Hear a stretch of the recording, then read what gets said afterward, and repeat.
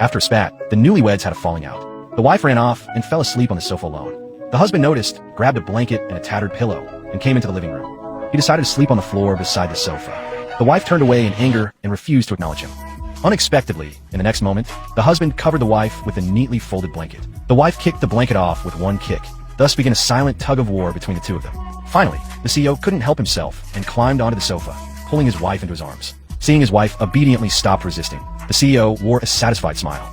This was also the first time they fell asleep embraced since their wedding. At first they became husband and wife because of a deal. The woman knew that because she could not speak, the CEO usually spoke and acted with consideration for her feelings, but the CEO did not truly intend to marry her. It turned out that 2 years earlier, the woman's family went bankrupt and was robbed by a gang of thugs. At the critical moment, the CEO rescued her. This made the woman fall in love with this heroic man at first sight. Not long after, the CEO was drugged by an enemy.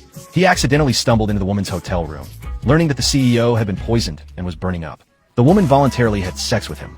Afterward, the CEO gave the woman a keepsake from his mother, promising that he would definitely marry her. The next day, the woman brought the bracelet to the CEO's company, hoping the front desk could arrange a meeting with him. The receptionist mistakenly assumed the woman was a client delivering a gift, found an excuse to send her away, and secretly took the bracelet from the box. Thus, the CEO mistook the receptionist for the woman he had been with that night, and even unusually promoted her to be his secretary. That day, the woman went to the hospital for a checkup due to physical discomfort and unexpectedly learned she was pregnant. After thinking it over, she decided to tell the CEO the news. Before she could send out the pregnancy news, she received a cold reply from the CEO, saying the secretary had menstrual cramps and instructing her to buy some brown sugar water for the secretary after her appointment and deliver it to a specified address. Suppressing her disappointment, the woman bought the brown sugar water. At that moment, the secretary noticed the woman at the door, claimed she had something in her eye, and asked the CEO to blow on it for her, watching their intimate interaction. The woman couldn't help clenching the cup in her hand, hearing the CEO's soft words in the ward. She turned and left without hesitation. Just then, a stranger suddenly appeared and covered her mouth and nose. When she opened her eyes again, she found herself tied up in a dim room.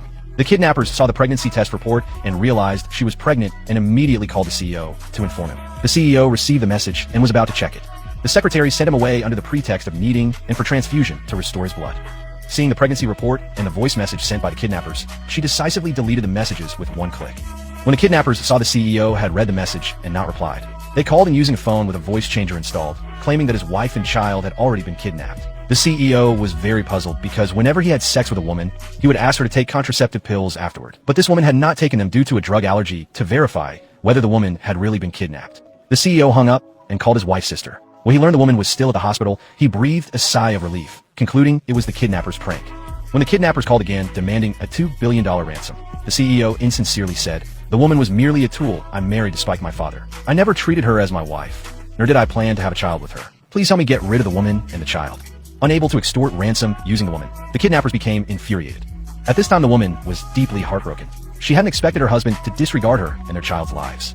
For the sake of the baby in her belly, she forced herself to calm down, then pretended to be insane to get the kidnappers to call back.